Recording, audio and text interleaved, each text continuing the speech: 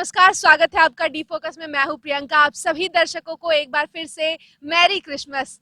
अभी मेरे साथ बहुत सारी ब्यूटीफुल ब्यूटीफुल महिलाएं मौजूद हैं और आज जिस विषय पर हम चर्चा करने वाले हैं उससे आप सब रूबरू है, क्योंकि ऐसी कई उम्मीद जताई जा रही है कि लड़कियों की जो उम्र है कानूनन वो 18 से 21 साल कर दी जाएगी, लेकिन अभी भी ऐसी कई चीजें हैं जिनमें बदलाव अभी जरूरी है। उसमें एक सबसे ऊपर जो मुद्दा आता है लड़कियों के लिए वो है दहेज प्रथा की।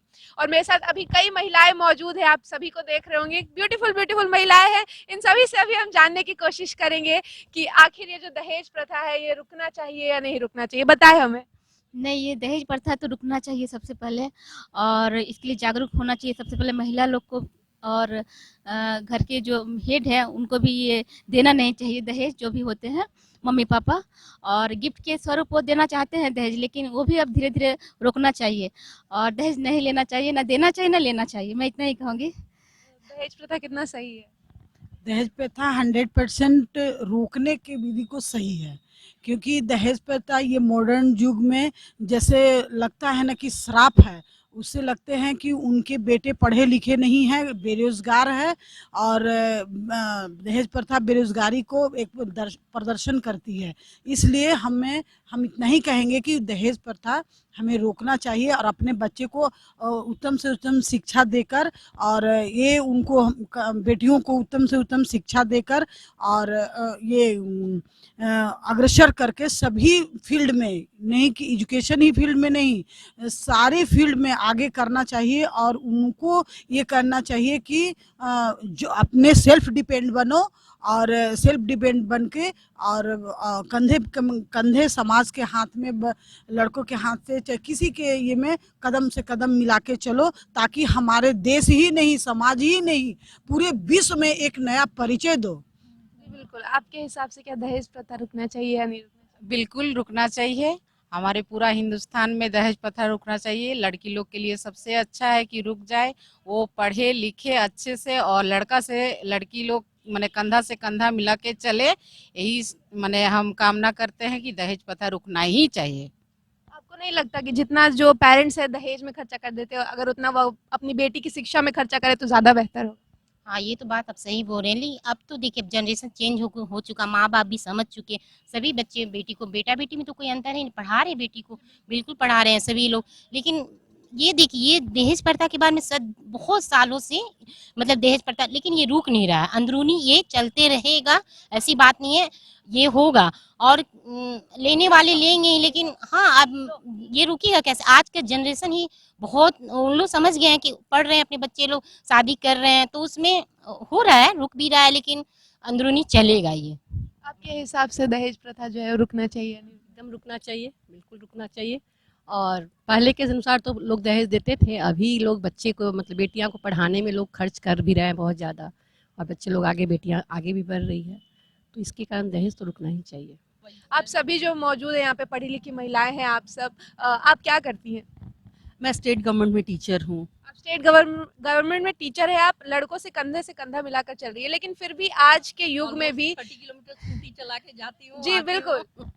और हम बहुत प्राउड फील करते हैं, जब बॉयज भी बोलते हैं सीरियसली आप उतना दूर आती जाती है। हम बिल्कुल, जब आप कंधे से कंधा मिलाकर चल रही है लड़कों से, तो फिर भी आज के जनरेशन में भी लड़कियों को क्यों दहेज देना पड़ता है?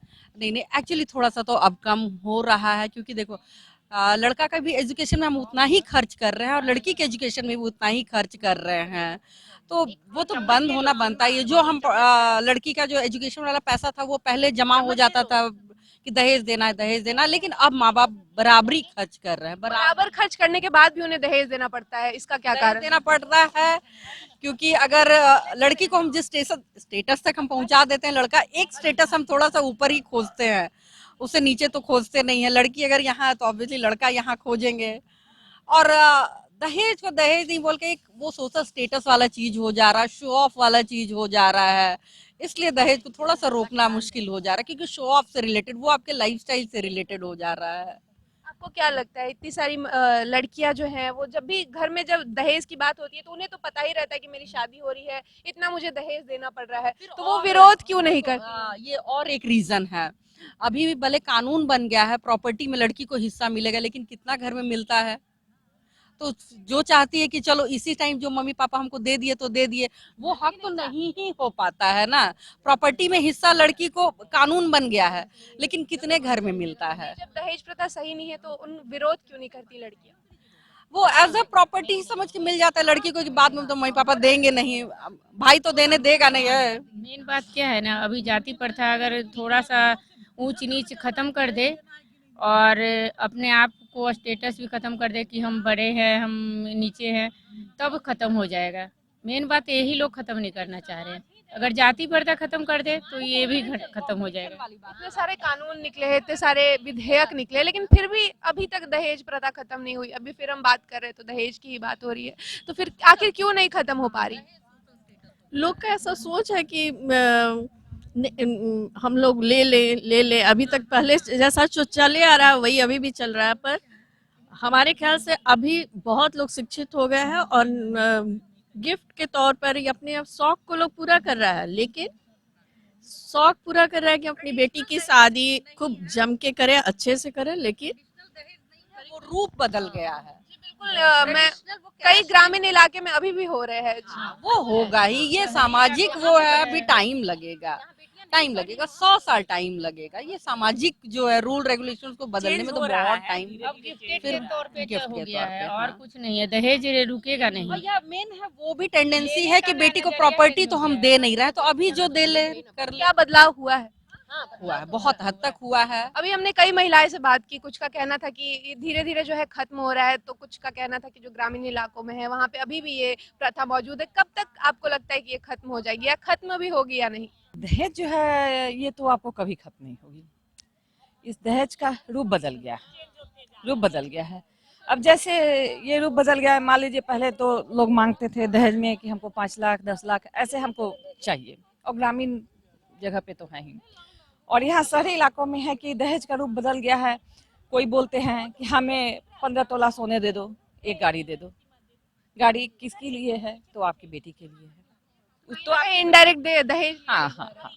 आपने सुना कि यहाँ पे कई महिलाओं से हमने बात की और सबका यही कहना है कि दहेज प्रथा जो है शहरी इलाकों में लगभग खत्म होती जा रही है और उनका रूप बदल गया है, वो एक गिफ्ट के रूप में दी जाने लगी है। इसके साथ ही जो ग्रामीण इलाके हैं वहाँ के अभी हालात जो है इसी प्रकार चल रहे हैं, वहाँ पे अभी दहेज प्रथा रुकी नहीं है। लेकिन इनका मानना है कि अगर लोग शिक्षित हो जाते हैं, अगर एजुकेटेड हो जाते हैं, तो ज़रूर ये दहेज प्रथा जो है कुछ सालों में जो है खत्म हो जाएगी और लोगों को राहत मिलेगी। कैमरामैन देवेंद्र के साथ मैं प्रियंका, डी फोकस।